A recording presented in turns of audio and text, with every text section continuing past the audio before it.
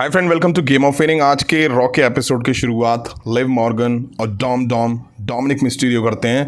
Morgan आके बोलती है welcome to Monday night Morgan. Dom कहता है कि आज की रात मेरे बारे में नहीं मॉर्गन, आज की रात तुम्हारे बारे में है, पूरी रात। मॉर्गन कहती है ऐसा लगता है सबको याद दिलाना होगा, ये मेरी डिवीज़न है इसलिए मेरा नाम लेना यहाँ ज़रूरी है। निक्की बेला को देर से समझ आया और वो मार खा के घर बैठ गई है, लेकिन निक्की से ज़्यादा बुरा है ईयो स्काई का ये कहना कि निक्की ने उसके लिए रास्ते बनाए हैं। किसी ने मेरे लिए रास्ता नहीं बनाया, मैंने हिस्ट्री बनाई है। Record breaking 4 time women's tag team champions हूँ मैं ग्रेटेस्ट ऑफ ऑल टाइम हूँ। मैं डिमांड करती हूँ अपने रीमैच की जो मुझे अभी तक नहीं मिला है ईयो स्काई के खिलाफ। तभी यहाँ ईयो स्काई की एंट्री होती है। मॉर्गन, सब पर एक एहसान करो और अपना मुंह बंद रखो, तुम रोती रहती हो। अब ईयो स्काई कोशिश तो करती हैं इंग्लिश बोलने की, बट उनकी जैपनीज कहीं ना कहीं निकल ही जाती है। खैर, वो बोलती हैं तुम लड़ना चाहती हो तो मैं यहीं हूँ। मॉर्गन कहती है मैं लड़ना चाहती हूँ इस टाइटल के लिए, तुझे मैं काफ़ी बार हरा चुकी हूँ। ईयो स्काई कहती है तुझे टाइटल में चाहिए तो अर्न करो, चुरा के कुछ नहीं होने वाला है, जैसे डोमिनिक को तुमने चुरा लिया। अब क्राउड डॉम को कहाँ बोलने देता है। ईयो ड्रॉप किक मॉर्गन को देती हैं और डॉम को भी वो एक लात पड़ती है, दोनों बाहर हो जाते हैं और यहीं इस सेगमेंट का एंड होता है। अब हमें Asuka versus Raquel Rodriguez versus Stephanie Vaquer versus Ivy Nile के बीच क्वीन ऑफ द रिंग के लिए क्वालिफाई मैच दिखा। आस्का की 1 साल से ज़्यादा टाइम बाद वापसी हमें देखने को मिली रिंग में। मैच शुरू हुआ और ये आपस में भिड़ जाती हैं। अब आस्का और स्टेफनी वकर के बीच भिड़ंत दिखी। रकील रॉड्रिगेज काफ़ी डोमिनेट और टफ लग रही थी, दम दिखा रही थी सबके खिलाफ, बट स्टेफनी वकर ने रकील रॉड्रिगेज को शानदार एपरेन पे डेविल किस दिया। अच्छा मैच दिखा इनके बीच। एंड में रकील की पकड़ में था मैच, वो पिन करने वाली थी, तभी रेहा रिप्लाई ने आके रकील रॉड्रिगेज को बाहर खींचा, रेप्टाइल देके इक्वेशन से बाहर ही कर दिया और रिंग में डाल दिया। आस्का ने उनको पिन करके मैच जीत लिया और क्वालिफाई कर गई नेक्स्ट राउंड के लिए। आपको बता दूं लास्ट वीक रकील रॉड्रिगेज ने सेम स्टाइल में रेहा रिप्लाई को भी कॉस्ट करा था। अब हमें new world heavyweight champion Gunther दिखाई दिए। गंथर आके बोलना चाह रहे थे, वो कहते हैं रेसलमेनिया में, बट क्राउड उन्हें बोलने ही नहीं दे रहा था।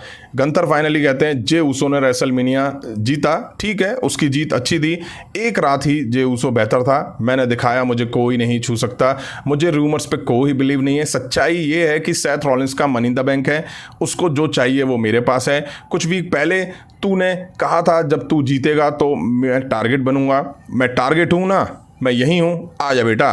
तभी यहाँ गोल्डबर्ग का म्यूजिक हिट होता है।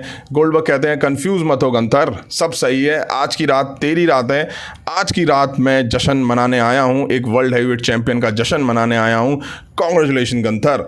ये सुन के गंथर थोड़ा कंफर्टेबल हो जाते हैं।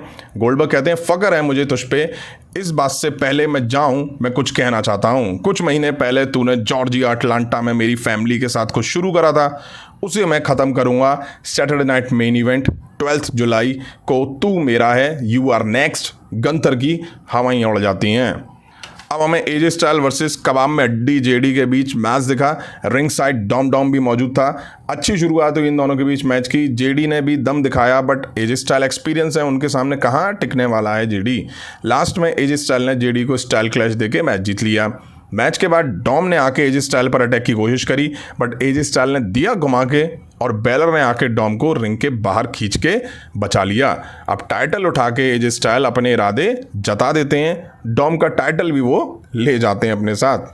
अब हमें बैली दिखाई दी, वो आगे कहती है डिंग डोंग ग्रीन बे कैसे हो, कितना अच्छा लग रहा है वापस आके, मैंने बहुत मिस करा तुम सबको।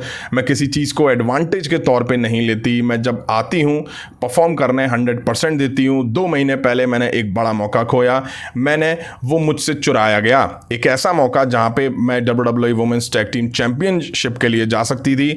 बेकी लिंच, तुझे लगता है तू रेसलमेनिया से बाहर निकाल के मुझे तोड़ देगी, दर्द देगी, तो उसने तो मुझे और बेहतर बना दिया है। लेकिन मैंने ये पहले भी कहा होगा, रेसलमेनिया तक ये मुझे बहुत परेशान करता है कि तू हमेशा 2 कदम आगे रहती है, मैं वो हासिल नहीं कर पाई हूँ। मैं तुझे नॉक करने वाली हूँ और तुझसे सब कुछ छीनने वाली हूँ, तो क्यों ना तू आ जा यहाँ पे। तभी बेकी लिंच की एंट्री होती है।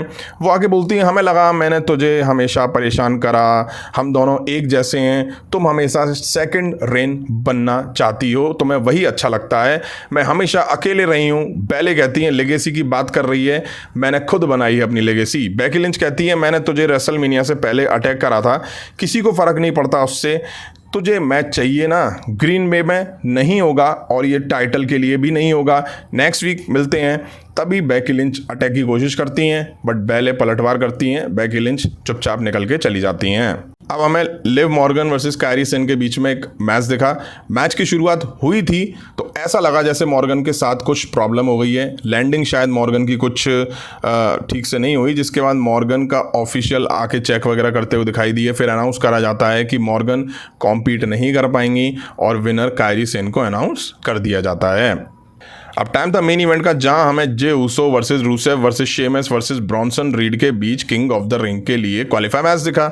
जे ऊसो की एंट्री, फिर वही घंटों का ईट ईट ईट यार, बैल बजी और रूसेव जे ऊसो बढ़ गए, उधर शेमस और ब्रॉन्सन रीड बढ़ गए। एक्शन रिंग के बाहर भी दिखा, रूसेव और ब्रॉन्सन रीड भी बढ़ते हुए दिखाई दिए। रूसेव ने स्टिल स्टेप्स में उनको दे मारा। अब जे ऊसो के टेपिंग लगी हुई है, बैंडेज लगी हुई है पीठ पे। हीट हीट करने में रिब्स में दर्द नहीं होता बिल्कुल भी, मैच में होना शुरू हो जाता है। ऐसा है तो मैच मत लड़ाओ ना यार। खैर, शेमस ने ब्रॉन्सन रीड की छाती पे बुरी तरह से ढोल बजा दिए। अब शेमस रूसेव आमने सामने आए, दोनों बुरी तरह से भिड़ जाते हैं। अब ब्रॉन्सन रीड अकेले तीनों में मार देके कंट्रोल बना लेते हैं। बढ़िया मैच दिखा इनके बीच। अब जे ऊसो पे ले दे के एक ही मूव है, सुपर किक, बस वो भी उतनी इम्पैक्टफुल नहीं लगती है कभी कभी। अब ये तो पता था ब्रॉन ब्रेकर आएगा, तभी सैमी ज़ेन आके ब्रॉन ब्रेकर पे अटैक करते हैं। ब्रॉन उठा के सैमी ज़ेन को अनाउंस टेबल पे दे मारता है। अब पेंटा आके डैब लगाते हैं ब्रॉन ब्रेकर पे। ये एले नाइट, पता था मुझे वो आएंगे। वो आके ब्रॉन्सन रीड को टॉप रोप से धक्का देते हैं। उसके बाद जे ऊसो 2 स्प्लैश देके क्वालिफाई कर जाते हैं नेक्स्ट राउंड के लिए। तभी यहाँ सेथ रॉलिंस की एंट्री होती है, वो आके जे ऊसो पर अटैक करने के लिए आते हैं। तभी गॉडी रूट्स की एंट्री होती है, दोनों के बीच कन्फ्रंटेशन दिखता है। सेथ रॉलिंस निकल जाते हैं। यहीं आज रॉ का एपिसोड एंड होता है। शो में काफ़ी कुछ था। मेंस और वुमेन्स क्वालिफाई मैचेस दिखे, जहां से आस्का और जे ऊसो क्वालिफाई कर चुके हैं नेक्स्ट राउंड के लिए। अब किंग ऑफ द रिंग के फाइनल में Cardi roads versus Jey Uso के बीच हमें मैच दिखेगा।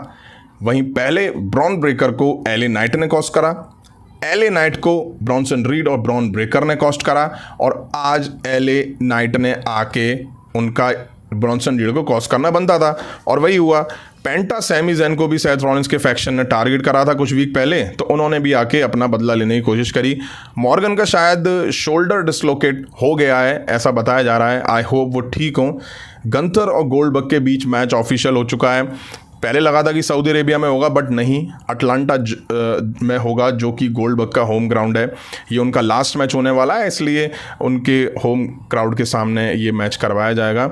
अब आपको कैसा लगा आज का एपिसोड, कमेंट करके जरूर बताइएगा। अभी की वीडियो में इतना ही। पसंद आया तो लाइक और शेयर करें। उस तरह की इंटरेस्टिंग अपडेट्स के लिए चैनल को सब्सक्राइब करें, बेल आइकन को प्रेस करें। मिलता हूँ जल्दी नेक्स्ट वीडियो में। Thank you.